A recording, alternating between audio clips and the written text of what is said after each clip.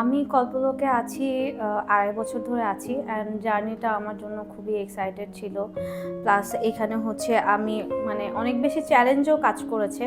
But challenge থাকার পরও আমার জার্নিটা খুবই আনন্দদায়ক আর শিক্ষণীয় ছিল। কল্পলোকের কালচার যদি আমি এক বাক্যে বলতে যাই তাহলে হচ্ছে কল্পলোকের কালচার হচ্ছে খুবই ইনোভেটিভ, কোলাবোরেটিভ ছিল অ্যান্ড সবসময় সব আইডিয়ার জন্য উন্মুক্ত ছিল। কল্পলোকের কাজ আমার কাছে খুবই ইম্প্যাক্টফুল মনে হয়, কারণ হচ্ছে কল্পলোকের যে প্রোডাক্টগুলো আমরা দিচ্ছি এটা সরাসরি মানুষের কাছে পৌঁছায় অ্যান্ড খুবই সহায়তা বহন করে বা পরিবর্তন আনে। কল্পলোকের টিম ওয়ার্ক প্লাস প্রযুক্তির উদ্ভাবন, যেটা আমি গভীরভাবে শিখতে পেরেছি, যেটা অন্য কোথাও হয়তো আমি শিখতে পারতাম না।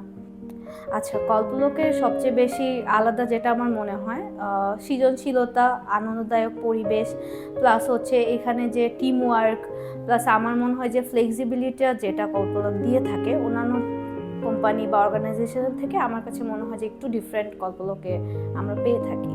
আমি যদি নিজের টিম প্লাস কল্পলোকের ব্যাপারটা আমি বলতে চাই, তাহলে এখানে হচ্ছে মানে টিম মেম্বাররা খুবই সাপোর্টিভ, প্লাস হচ্ছে কাজের ক্ষেত্রে খুবই ফ্লেক্সিবিলিটি আমরা পেয়ে থাকি।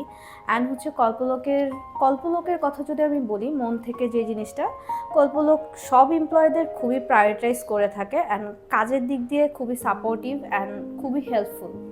কল্পলোকের জন্য আমি আগামী 10 বছরে এটাই উইশ করব যে কল্পলোক আরও বেশি গ্রো করবে, প্লাস হচ্ছে এমন কিছু প্রোডাক্ট আমরা যেন মানুষদেরকে দিতে পারি যেন এটা সবার কাছে অনেক বেশি হেল্পফুল হবে। অ্যান্ড ইম্পর্টেন্ট হচ্ছে আমরা চেষ্টা করব যেন এই প্রতিষ্ঠানটা সকলের জন্য আরও স্ট্রঙ্গার ইন্সপায়ারেশন হয়ে যাবে ইনশাল্লাহ।